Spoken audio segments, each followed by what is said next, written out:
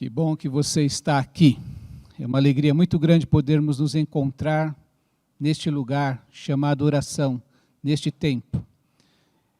Nós queremos convidar você a termos este momento na presença de Deus juntos, buscando a Deus, sabendo que Ele nos ouve, sabendo que Ele está conosco, está entre nós, e que será um tempo em que Ele também vai falar ao nosso coração, em que envolverá o nosso coração com a sua paz e que dará direção à nossa vida.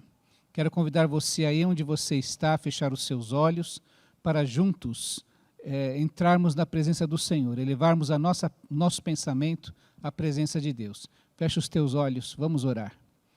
Deus querido, obrigado por esta oportunidade, por este privilégio, ó Deus, de podermos nos unir em oração junto com nossos irmãos, de podermos buscar a Ti. Te agradecemos, ó Deus, por este lugar e por esta maneira, ó Deus, de nos encontrarmos. Ouve a nossa oração, Senhor, contempla o nosso coração e responde, ó Deus, às nossas necessidades conforme a Tua vontade, conforme a Tua soberana vontade e o Seu grandioso amor. Vem nos envolver a nossa oração no nome precioso e poderoso do Senhor Jesus Cristo. Amém, ó Deus. Ainda repercutindo o nosso culto do Conta Bênção, eu gostaria de compartilhar algo de uma família de nossa igreja, que tem os seus motivos de gratidão e vai compartilhar conosco neste momento. Presta atenção nestas palavras de gratidão, de incentivo, de firmeza na fé desta família da nossa igreja. Eu sou o Marcos da Tamires. Eu sou a Tamires do Marcos. E nós somos os pais do Caleb e casados para sempre. Pastor e família, bem-vindos. Muito bom tê-los conosco. E aqui só para compartilhar brevemente como Deus é bom nas nossas vidas, né, pegando até um gancho do que o pastor pediu para que a gente comentasse das coisas boas que aconteceram esse ano, em meio a essa pandemia com tanta coisa ruim. Então, trazendo aqui rapidamente, né, a Tamires é filha do irmão Paulo, Donizete, e da Cleusa também. Então, assim, em janeiro nós tivemos um episódio onde a Tamires ela ficou internada por conta também aqui do nascimento do nosso filho, que segundo os médicos o Caleb nem poderia, a Tamires nem poderia ser mãe. Então, que era muito difícil por conta da doença hereditária que ela tem, da anemia falciforme, mas Deus foi um Deus milagroso, e até indo um pouco antes mesmo, de janeiro, então no ano anterior, concedeu o Caleb pra gente, mas em janeiro a Tamires ficou enferma e ficou internada, né, por conta da doença hereditária. Passou alguns meses depois, eu escorreguei no meu serviço e acabei também fraturando, na verdade deslocando aqui meu ombro, e fiquei um período de molho. Ainda assim tive contato com pessoas que tiveram Covid, aí fiquei em quarentena também, por conta do medo, tudo, se tinha pego, se não tinha pego. O teste era muito caro, foi bem no início da doença. Passaram-se alguns meses, em agosto eu tive um episódio de infarto. Então fiquei alguns dias internados, fui para UTI. Passou mais algum tempo, ali 1 ou 2 meses, o Caleb teve um quadro de anemia muito forte, um quadro de anemia agudo.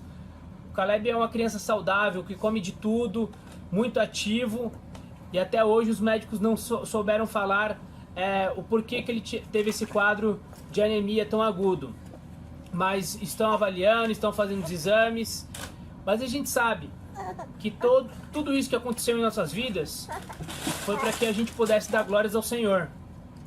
Assim como fala lá em Isaías 41:10, para que a gente não tema, para que a gente não tenha medo, porque a mão do Senhor sempre vai nos sustentar.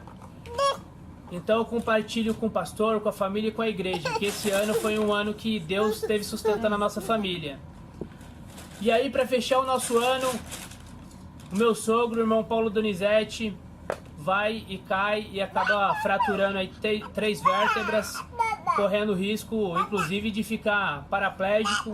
Segundo a médica, foi uma... Obrigado, filho. Foi uma data que ele pode comemorar como segundo aniversário.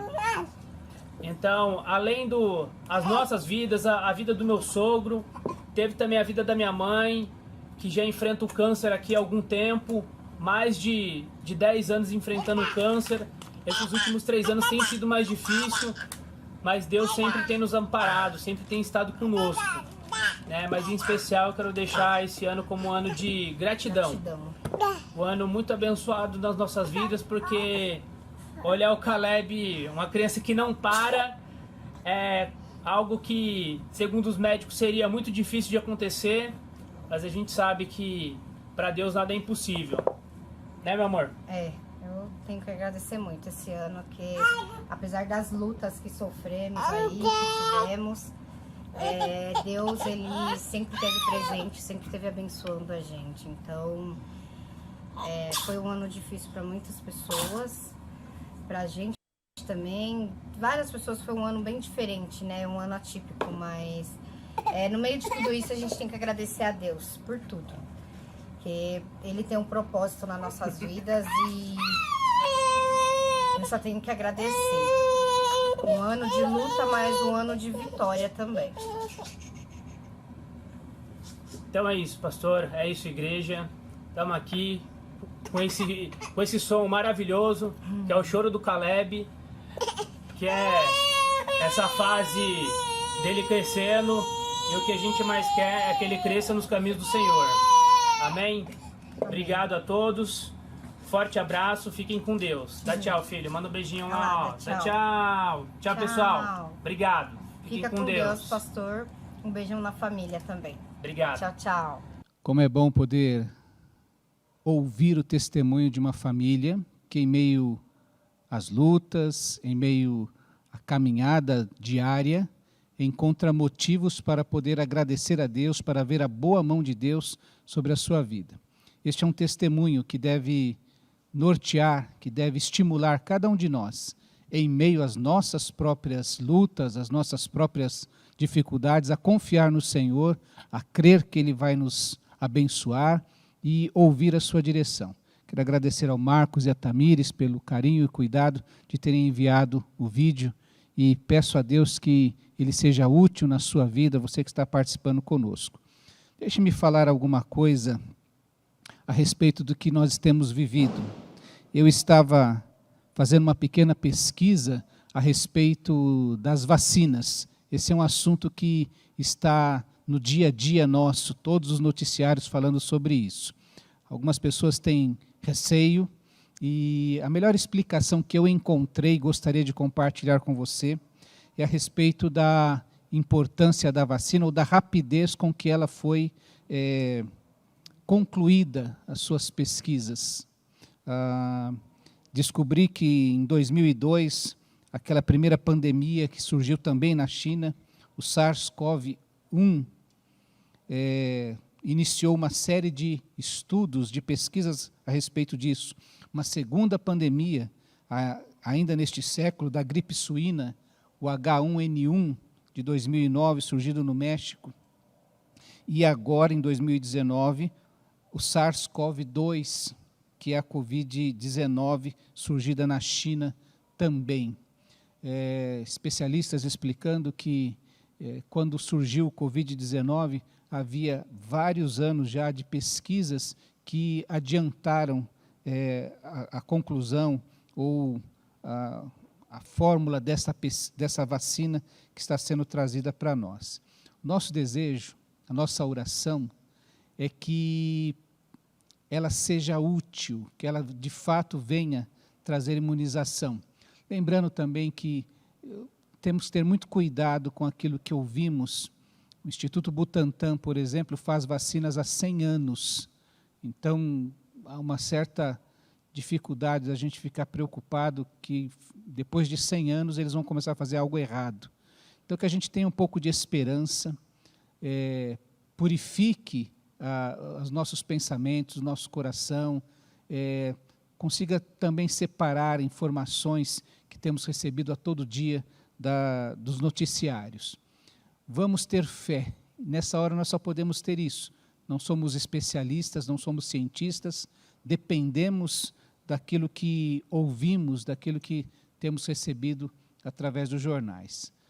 No nosso caso, precisamos orar por isso, para que a gente tenha, de fato, uma solução breve. Enquanto isso, nós temos tido cuidado, andado constantemente de máscara, mas de qualquer maneira, eu preciso ir ao supermercado, eu preciso ir à farmácia, eu preciso ir ao mecânico, eu preciso ir ao posto de gasolina. Em todos esses lugares eu estou em contato com outras pessoas, lavando as mãos, passando álcool, usando a máscara, procurando manter distância das pessoas. E a vida está sendo assim. E às vezes fica difícil porque algumas pessoas acham que só na igreja que vão pegar, vão se contaminar. Quero lembrar aos irmãos que temos tomado todos os cuidados, seguido todas as regras de higienização aqui na igreja. Tapete higienizante, gel na porta, o álcool na porta, medição de temperatura, procurando fazer distanciamento como solicitado, fazendo inscrição para o culto dominical, que será presencial, com uma quantidade menor de participação. Então, estamos tomando todos os cuidados para que, e me parece, pela experiência que tenho tido, que o único lugar que tem tomado todas estas precauções, com todo o cuidado, com todo o zelo, é na igreja. Quero convidar você, então, a participar dos cultos presenciais da nossa igreja nos domingos, às 18 horas. Se você se sentir inseguro, então você participa pelas redes sociais, mas participe. Enquanto isso, aqueles que se sentirem mais tranquilos poderão estar conosco. Quero dizer mais uma palavra. Hoje eu conheci o nosso missionário Maciel, conversei boa parte da tarde com ele, e nós devemos orar pelo Maciel, pela Rosilene, pelo Estevão e a Linda, pela sua saúde física, emocional, espiritual. Maciel, inclusive, está se preparando para uma cirurgia. Continuo pedindo as suas orações pela irmã Maria Aparecida, que teve o falecimento de seu marido recentemente no sábado passado. Nosso irmão Paulo Reverso, que precisa dessa plena recuperação do seu acidente, e também a irmã Cleusa, irmã da irmã Rose Secalini, que continua em repouso e buscando a recuperação plena da sua saúde. Você percebe que nós temos vários motivos, uns de gratidão, outros por uma cura, por uma recuperação plena da saúde. Há outras necessidades na vida da nossa igreja, há necessidades muito específicas de cada família. Por isso nós precisamos orar em todo o tempo. A oração é algo que nos conecta com Deus, mas nos conecta também uns com os outros, porque através dela cuidamos uns dos outros. Eu queria compartilhar com você então o versículo de 1 Tessalonicenses 5,17, que diz assim: orem continuamente. Talvez você não tenha passado um tempo em que estejamos tão conscientes e percebamos tanto a necessidade de orar, como este último ano que vivemos. Preocupados com aquilo que estava acontecendo dentro do nosso lar, preocupados cada vez que alguém precisava sair de casa, preocupados cada vez que ouvíamos ou sentíamos qualquer sintoma a respeito desta doença. Isso foi um tempo de muita oração, de pedir a Deus que guardasse, que nos protegesse. Creio que o apóstolo Paulo está falando dessa importância da oração. É certo que quando nós não temos situações tão drásticas na nossa vida, relegamos a oração a um segundo plano. não nos damos tanta conta da sua importância, não a buscamos constantemente, como ele diz aqui. É preciso que a gente passe por algo complicado, uma situação muito complicada na nossa vida, para que a gente volte a orar. É por isso que John Piper diz que se você não orar, você não viverá. Você precisa orar para que haja vida em sua vida, para que você perceba a presença de Deus. Por isso, eu gostaria de compartilhar com você um roteiro de oração. Neste tempo em que temos tanta necessidade de oração, tantas pessoas precisando de oração, o nosso país precisando de oração, as nossas autoridades precisando ser cobertas com oração, gostaria de dar um roteiro de como você pode orar. Uma coisa muito prática, muito simples, mas que é aplicável para a vida de qualquer pessoa. 5 características da oração, 5 maneiras ou 5 pontos que você pode seguir para orar, para ter uma vida de oração. Mesmo quando você não tiver uma pandemia pela qual orar ou contra a qual orar, você pode utilizar esse pequeno roteiro para poder manter a sua vida de oração contínua e assim obedecer a este mandamento, esta convocação do apóstolo Paulo, quando ele diz, orem continuamente. O primeiro ponto, ou o começo da oração, a melhor maneira de iniciar a oração é com a adoração. Eu queria lembrar a oração de Davi, quando ele reuniu o povo, recolheu muitas ofertas para a construção do futuro templo ao Senhor. A Bíblia diz que Davi orou, lá em 1 Crônicas, capítulo 29, diz assim, que Davi louvou o Senhor na presença de toda a assembleia, dizendo, olha como começa a oração dele. Bendito sejas, ó Senhor, Deus de Israel, nosso Pai de eternidade a eternidade. Teus, ó Senhor, são a grandeza, o poder, a glória, a majestade e o esplendor, pois tudo que há nos céus e na terra é teu. Teu, ó Senhor, é o reino, tu estás acima de tudo. A riqueza e a honra vêm de ti, tu dominas sobre todas as coisas, nas tuas mãos estão a força e o poder para exaltar e dar força a todos. Agora, nosso Deus, damos-te graça e louvamos o teu glorioso nome. E ele vai continuar então na sua oração, falando a respeito da generosidade, do desprendimento com que o povo trouxe ofertas para aquela ocasião. Mas eu queria destacar aqui que Davi começa falando a respeito de Deus. Davi, inclusive, está impressionado com a generosidade do povo, mas ele reconhece que aquilo é ação de Deus, porque quando começamos na adoração, a adoração é essa atitude de quem reconhece a grandeza do outro e se prostra diante do outro, de quem fica enebriado em reconhecer, em perceber como o outro é grande. Na adoração, então você começa a mostrar para o seu problema, como se diz, quem é o seu Deus. A adoração nos ajuda a nossa mente e o nosso coração a se organizar. O desespero começa a abrir espaço para a paz, quando começamos a nos lembrar de que o nosso Deus é o bom pastor, que o nosso Deus é o pastor que cuida de nós, que não teremos falta de nada, que o nosso Deus é o Criador de todas as coisas, que o nosso Deus é um sustentador, que no seu trono de graça recebemos socorro necessário, que Ele está sentado neste trono. A adoração serve exatamente para colocarmos a nossa mente e o nosso coração no lugar certo, lembrarmos para nós mesmos com quem estamos falando, e como se diz popularmente, lembrar ao nosso problema, quem é o nosso Deus. Se você começa uma oração já trazendo todos os seus problemas diante de Deus, e falando só dos problemas, só das dificuldades, só das lutas, parece que isso começa a cansar a gente, porque parece que o problema é grande demais.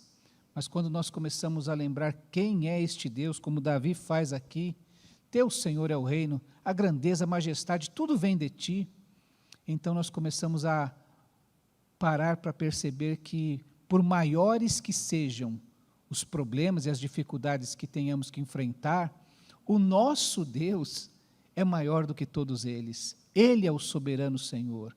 Ele é aquele que dirige todas as coisas. Ele é aquele Deus onipotente, onipresente, onisciente. E, acima de tudo, o nosso Deus é amor. Quando lembramos disso, lembramos que não estamos sós. Por isso, um roteiro da oração seria o primeiro ponto: comece a orar adorando a Deus, trazendo a memória para si quem é Deus. Isso vai começar a acalmar o seu coração e colocar a sua oração no caminho certo. Um segundo ponto, começa então com a adoração. Um segundo ponto é a confissão. Porque quando eu reconheço a grandeza desse Deus, a pureza, a santidade desse Deus, eu também sou levado a pensar na minha pequenez, no meu pecado, na minha limitação, em como eu sou pecador. É por isso que eu quero lembrar daquele texto do apóstolo João, escrevendo assim: se afirmarmos que estamos sem pecados, enganamo-nos a nós mesmos e a verdade não está em nós. Se confessarmos os nossos pecados, Ele é fiel e justo para perdoar os nossos pecados e nos purificar de toda injustiça. Se afirmarmos que não temos cometido pecado, fazemos de Deus um mentiroso e a sua palavra não está em nós. Adorar lembra quem Deus é. Deus é santo, puro, poderoso, mas adorar revela quem sou eu. Eu me deparo com este Deus puro e santo, percebo então o meu pecado, o quanto eu sou impuro. E confessar é concordar com Deus, é reconhecer diante de Deus: sim, Deus, eu fui mentiroso, eu roubei, eu adulterei, eu menti, eu concordo com o Senhor que eu sou isso que o Senhor está revelando para mim. É nesse arrependimento, nesta confissão, que nós recebemos vida. Disse que há uma respiração espiritual. Eu expiro o pecado pela confissão, eu jogo fora esse pecado pela confissão, e eu inspiro o perdão de Deus pela fé. Expiro o pecado pela confissão e inspiro o perdão pela fé. A gente precisa viver isso, a gente tem necessidade de viver esta experiência na presença de Deus, de sermos confrontados com o nosso pecado para podermos nos arrepender e receber o perdão de Deus. Por isso é importante que a nossa oração comece com a adoração, passe pela confissão. O profeta Isaías diz que não é que o ouvido de Deus esteja fechado para ouvir a nossa oração, ou que a mão de Deus não esteja fechada para não atender aquilo que pedimos a Ele, mas o que faz divisão entre o povo de Deus e Deus são os pecados. Eles precisam ser retirados, removidos, para que esta comunicação com Deus esteja livre, esteja sem os ruídos do pecado. Adoração, comece a sua oração pela adoração, passe pela confissão, e em terceiro lugar, então entre pela intercessão. Veja o que Tiago diz lá na sua carta, no capítulo 5, dos versos 13 a 16. Entre vós há alguém que está sofrendo? Que ele ore. Há alguém que se sente feliz? Que ele cante louvores. Entre vocês há alguém que está doente? Que ele mande chamar os presbíteros da igreja, para que estes orem sobre ele e o unjam com óleo em nome do Senhor. A oração feita com fé curará o doente, o Senhor o levantará, e se houver cometido pecados, ele será perdoado. Portanto, confessem os seus pecados uns aos outros e orem uns pelos outros para serem curados. A oração de um justo é poderosa e eficaz. Tiago está escrevendo no contexto da igreja, do cuidado da vida de uma igreja local. E os presbíteros, eles são esses líderes espirituais, experientes, que são experimentados ou que têm capacidade para ajudar aquelas pessoas que precisam de cura, que precisam perceber o perdão de Deus sobre suas vidas. Eu conheço pessoas que têm dificuldade de acreditar que Deus perdoa os seus pecados. E sofrem por causa disso. Confessam o mesmo pecado mais de uma vez e precisam de orientação para poder experimentar este pecado, ou esse perdão. Conheci uma jovem senhora que resistiu, foi muito desobediente ao Senhor. Sinais claros de qual seria a vontade de Deus para a vida dela, mas ela resistiu de uma tal maneira que trouxe sobre si muitas dificuldades. E quando eu a conheci, ela estava numa cadeira de rodas, sofrendo profundamente, porque continuava rebelde. E quando aprendeu que precisava ceder ou obedecer ao Senhor, ela tinha dificuldade de acreditar: será que Deus vai me perdoar? Será que Deus me dará uma outra chance? Ela precisava de alguém ao lado dela, um presbítero experiente, tarimbado, para poder ajudá-la a compreender o que a palavra de Deus tinha para ela. É assim que a Bíblia fala que nós devemos, inclusive, confessar os pecados uns aos outros. Não é sair contando para qualquer pessoa, mas para este presbítero experiente na fé, que conhece a palavra de Deus e que pode nos conduzir até a vontade do Senhor. Uma quarta característica da oração, então, nós temos a adoração, a confissão, a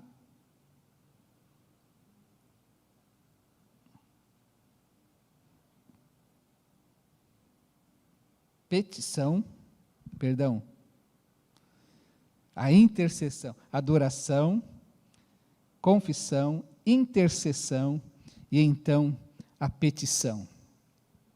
Veja o que Mateus 7 diz lá, Jesus falando no Sermão do Monte, diz assim: peçam e será dado, busquem e encontrarão, batam e a porta será aberta, pois todo o que pede recebe, o que busca encontra, e aquele que bate, a porta será aberta.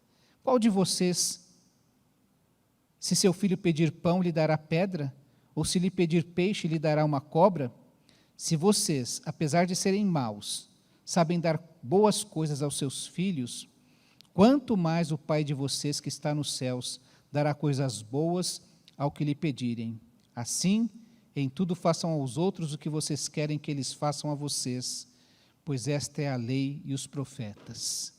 A gente adora, a gente confessa, a gente intercede e a gente pede. Porque pedir também é digno diante do Senhor. E Jesus está ensinando aqui no Sermão do Monte, ele nos autoriza a lutar com Deus pelas nossas causas. Esta é a melhor parte da oração, saber que há um Deus soberano que nos ouve, que está atento às nossas orações. A Bíblia mais de uma vez afirma que os olhos do Senhor estão sobre aqueles que o buscam, aqueles que andam retamente, para poder lhes abençoar. É um desejo de Deus atender às nossas orações, que confiemos nele. O escritor aos Hebreus diz que nós devemos ir à presença de Deus, no seu trono de graça, porque ali encontraremos o socorro oportuno para a nossa necessidade. Portanto, nós precisamos, podemos e devemos lutar com Deus pelas nossas causas. Isso a oração traz para a nossa vida. Por fim, o quinto característica nesse roteiro de oração é a consagração. A gente não pode terminar uma oração dizendo a Deus assim: Deus, isso é problema seu agora, se vira. Ainda que esse problema seja dele e ele pode se virar sem nós. Mas como nós dissemos, a oração é este encontro com Deus, esse diálogo com Deus, no qual nós também saímos transformados. Lembra daquela experiência de Isaías, lá no capítulo 6, no versículo 8, depois que Isaías tem uma visão de Deus, vê a santidade de Deus, vê aqueles querubins cantando em torno do trono de Deus, ele percebe o seu pecado, ele percebe que é pecador, e então, diante da sua confissão: eu sou pecador e habito no meio de um povo de impuros lábios, eu vou morrer por causa disso, porque os meus olhos contemplaram o Senhor. O anjo vem com uma brasa do trono, toca os seus lábios, e seus lábios foram purificados. Diante desta experiência que Isaías tem com Deus, Isaías não sai o mesmo da presença de Deus. Diz assim: então ouvi a voz do Senhor conclamando: quem enviarei? Quem irá por nós? E eu respondi: eis-me aqui, envia-me. A oração precisa terminar com esta consagração. Quando temos este encontro com Deus, nós não podemos sair os mesmos. Nós não podemos terminar a nossa oração, sair deste encontro com Deus dizendo assim: Senhor, agora o problema é seu, o Senhor se vira com isso. Ainda que Deus assuma o nosso problema para si e seja capaz de resolvê-lo. A oração, mais do que mudar a Deus, que não é possível, ela quer transformar a cada um de nós numa perspectiva maior do conhecimento de Deus e de quem nós somos. É a experiência que Isaías tem na presença de Deus. Ele reconhece que aqueles anjos que cantam ao redor do trono de Deus dizem que ele é santo, santo, santo. E diante disso, Isaías percebe a sua própria pequenez, o seu próprio pecado. Eu sou um homem pecador, de lábios impuros, e habito no meio de um povo de impuros lábios. Ele tem essa consciência do seu pecado, mas diante disso, dessa confissão que ele faz, o seu pecado é perdoado. O anjo vem até ele, toca os seus lábios com a brasa do altar e diz: os teus lábios foram purificados, o teu pecado está perdoado. A presença de Deus traz consciência a cada um de nós de quem Deus é.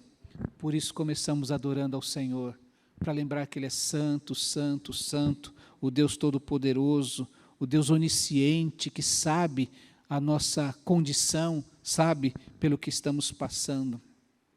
Temos consciência de quem nós somos. Isaías reconhece que é pecador. E por fim, ele tem consciência da sua missão.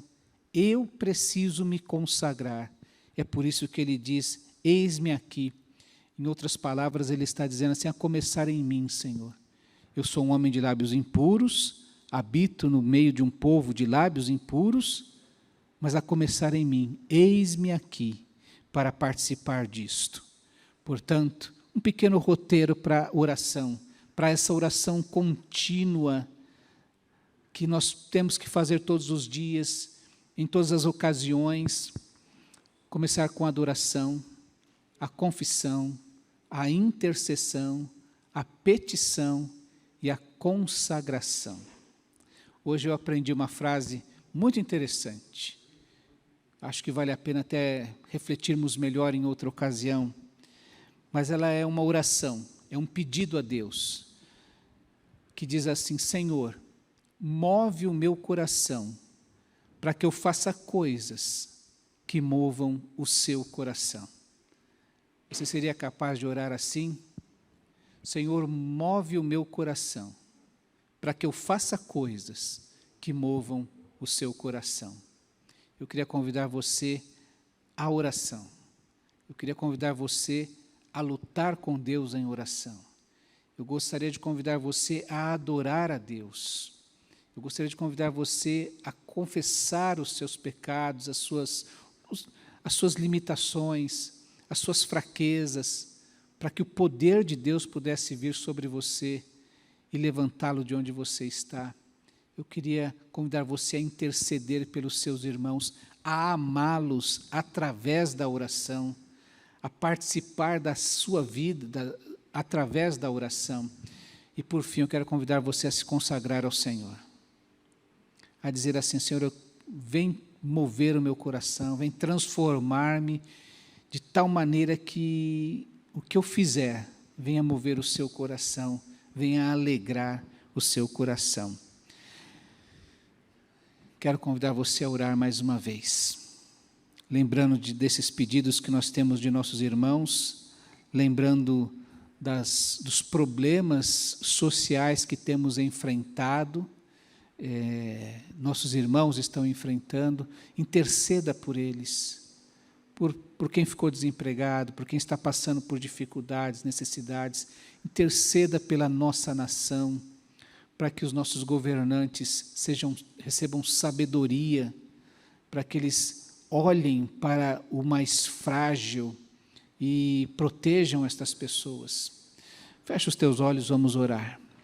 Deus querido, obrigado mais uma vez por esta oportunidade, por este momento. E nós queremos te pedir, ó Deus, que o teu Santo Espírito nos conduza a esta vida de oração, na qual nós cumpramos essa convocação do apóstolo Paulo. Orem continuamente, em todo instante, por todo motivo, em qualquer lugar, ó Deus, que nós possamos estar próximos de Ti, tendo uma visão de Ti, recebendo poder de Ti. Abençoa a vida da Igreja Batista do Parque, ó Deus. Visita meus irmãos onde eles estão neste momento. Infunde-lhes, ó Deus, fé. Ministra paz em seus corações. E especialmente, ó Deus, que desperta cada um para nos consagrarmos ao Senhor. Nós oramos gratos por tudo que o Senhor fez e há de fazer, no nome precioso de nosso Senhor Jesus Cristo. Amém, ó Deus. Que Deus te abençoe, que nós possamos nos encontrar ou no domingo, às 18 horas, presencialmente, ou na próxima quarta-feira, ainda de maneira online. Desculpem os nossos problemas técnicos, nós estamos nos ajustando e melhorando, tentando melhorar a cada dia. Deus abençoe você, uma noite tranquila de sono e um restante de semana cheio de vitórias na presença do Senhor. Vai na paz.